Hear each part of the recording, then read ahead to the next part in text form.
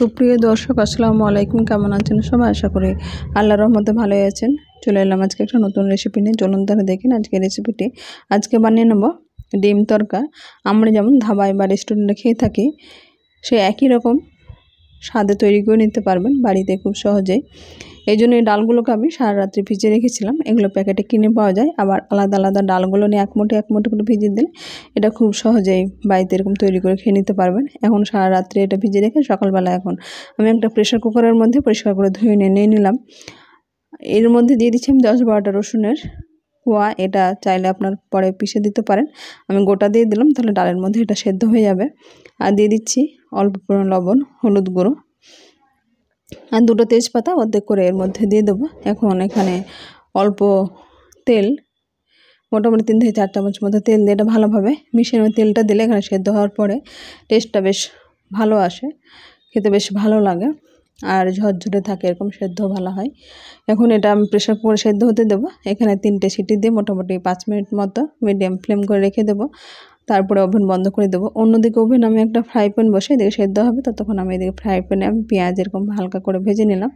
আমি ভিডিওটা খুব তাড়াতাড়ি করেছি। আর এখানে দিয়ে দিলাম তেজপাতা, 5 ফোড়ন চাইলে এখানে 5 ফোড়ন দিতে পারেন, আবার মৌরি চাইলে মৌরি এরকমভাবে দিয়ে আমি এটাকে হালকা করে ভেজে নিলাম। এখানে শুকনো লঙ্কা দিয়ে এটাকে ভেজে নেওয়ার পরে এখানে পেঁয়াজ, টমেটো আমি কিছুটা পেস্ট করে রেখেছি। টমেটোর পরিমাণটা বেশি আছে, 2টো টমেটো, একটা পেঁয়াজ এখানে আমি পেস্ট করে নিয়েছি। এখন সেটা এর মধ্যে আমি দিয়ে দিলাম। পেঁয়াজটা হালকা ভাজা হয়ে গেছে, কাঁচা অবস্থায় এটা দেবে না। পেঁয়াজটা পুরোপুরি এখন ভেজে নেওয়ার পরে আমি এখন টমেটো পেঁয়াজের বাটাটা দিয়ে দিলাম। এখন মশলার মধ্যে আমি দিয়ে দিচ্ছি লবণ। লবণটা দিলে এখানে কষার সময় এটা ভালো হয় আর তেলটা সাইড থেকে ছাড়তে শুরু করবে, এরকম কষতে কষতে জলটা টেনে নিয়ে এখন লবণ, হলুদ গুঁড়ো, জিরা, ধনে গুঁড়ো, গরম মশলার গুঁড়ো, সবগুলো মশলা এর মধ্যে এখন আমি দিয়ে দেবো। রসুন বাটা, রসুন যেহেতু সেদ্ধ করার সময় দিয়েছি, এর মধ্যে আমি দিয়ে দেবো আদা বাটা। আর দিচ্ছি এটা কালার হওয়ার জন্য কাশ্মীরি লঙ্কার গুঁড়ো, চাইলে আপনার শুকনো লঙ্কার গুঁড়ো ব্যবহার করতে পারেন। আমি মশলা বাড়িটা দিয়ে অল্প পরিমাণে জল দিয়ে দিলাম। মশলাটা যেহেতু কষা হয়েছে, সাইড থেকে তেল ছাড়তে শুরু করেছে, তাই আমি অল্প পরিমাণে জল দিয়ে মশলাটাকে আরও কিছুক্ষণ আমি কষতে থাকবো। এখানে মশলাটা যত বেশি কষবেন তত বেশি তরকার টেস্ট। এখানে যে কোনো মশলা কষা যদি যে কোনো তরকারিতে দেওয়া যায় তাহলে কিন্তু তরকারির টেস্টটা ভালো হয়। এখানে যেহেতু আমি তরকা করছি, এই তরকার টেস্টটা কিন্তু খুব ভালো আসবে। এখানে দেখে বুঝতে পারছেন সাইড থেকে কিন্তু তেল ছাড়তে শুরু করে দিয়েছে, মশলাটা শুকনো শুকনো হয়ে গেছে, কষা বেশ ভালোভাবে হয়ে গেছে। এখন তরকাটা সেদ্ধ করে রেখেছিলাম, সেই তরকাটা এরকম ঢাকনা খুলে নিয়ে এখন এর মধ্যে দিয়ে দেবো। মশলাটার সঙ্গে ভালোভাবে এখন মিশিয়ে নেব, মিডিয়াম ফ্লেম করে নেব এখন।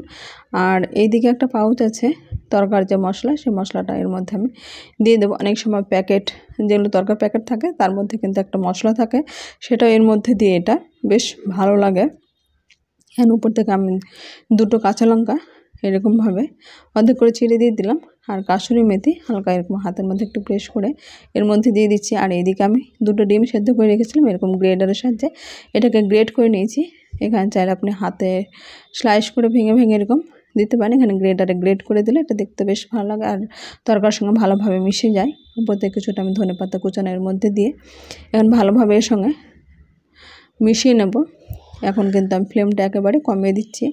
এটা কমিয়ে দিয়ে ঝোলটা যাতে টেনে না যায় সেটা খেয়াল রাখতে হবে, যেহেতু এটা একটু ঘন ঘন থাকবে, যেমনটা আমরা ধাবাতে খেয়ে থাকি ঠিক সেইভাবে তৈরি হয়ে যাবে।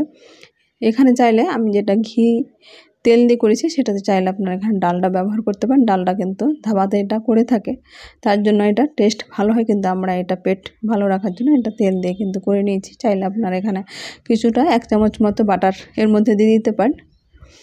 এখন ওভেন বন্ধ করে দিয়ে এখন সার্ভিং বাটিতে উঠিয়ে নেবো। এরকম খুব সহজে তৈরি করে নিতে পারেন বাড়িতে ডিম তরকা রেসিপি। আমার রেসিপিটি কেমন হচ্ছে অবশ্যই কমেন্ট বক্সে কমেন্ট করুন। আজ তাহলে এই পর্যন্ত, ফিরে আসছি নতুন